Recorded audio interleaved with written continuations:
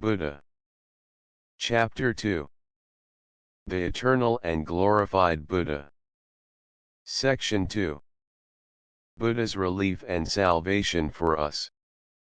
It is very difficult for the words spoken by Buddha from the far bank of enlightenment to reach the people still struggling in the world of delusion. Therefore Buddha returns to this world himself and uses his methods of salvation. Now I will tell you a parable, Buddha said.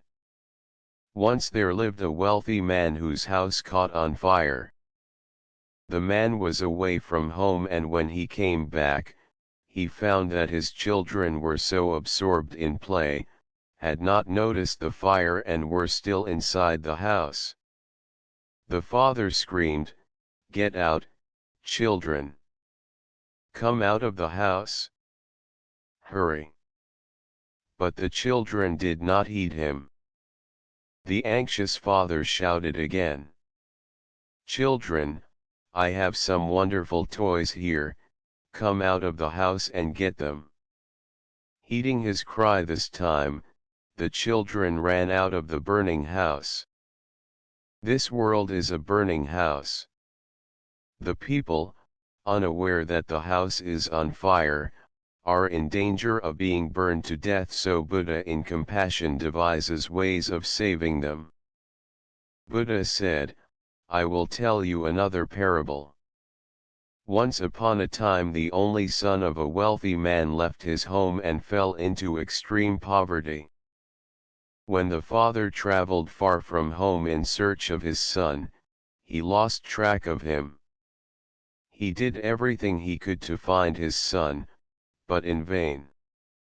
Decades later, his son, now reduced to wretchedness, wandered near where his father was living. The father quickly recognized his son and sent his servants to bring the wanderer home, who was overcome by the majestic appearance of the mansion. He feared that they were deceiving him and would not go with them. He did not realize it was his own father. The father again sent his servants to offer him some money to become a servant in their rich master's household. The son accepted the offer and returned with them to his father's house and became a servant. The father gradually advanced him until he was put in charge of all the property and treasures, but still the son did not recognize his own father. The father was pleased with his son's faithfulness, and as the end of his life drew near, he called together his relatives and friends and told them, "Friends, this is my only son, the son I sought for many years. From now on, all my property and treasures belong to him." The son was surprised at his father's confession and said, "Not only have I found my father, but all this property and treasure is now mine." The wealthy man in this parable represents Buddha, and the wandering son, all people. Buddha's compassion embraces all people with the love of a father for his only son.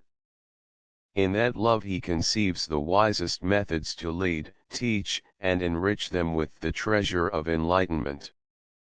Just as rain falls on all vegetation, so Buddha's compassion extends equally to all people.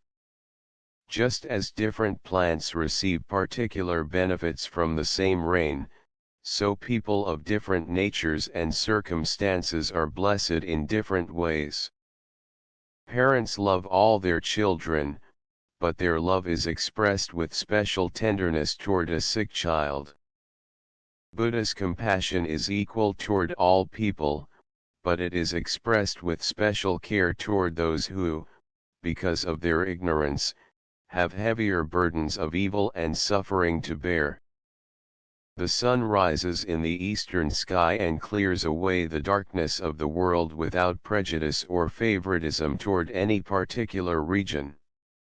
So Buddha's compassion encompasses all people, encouraging them to do right and guides them against evil.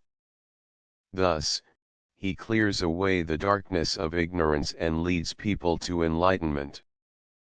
Buddha is a father in his compassion and a mother in his loving kindness. In their ignorance and bondage to worldly desire, people often act with excessive zeal. Buddha is also zealous, but out of compassion for all people. They are helpless without Buddha's compassion and must receive his methods of salvation as his children.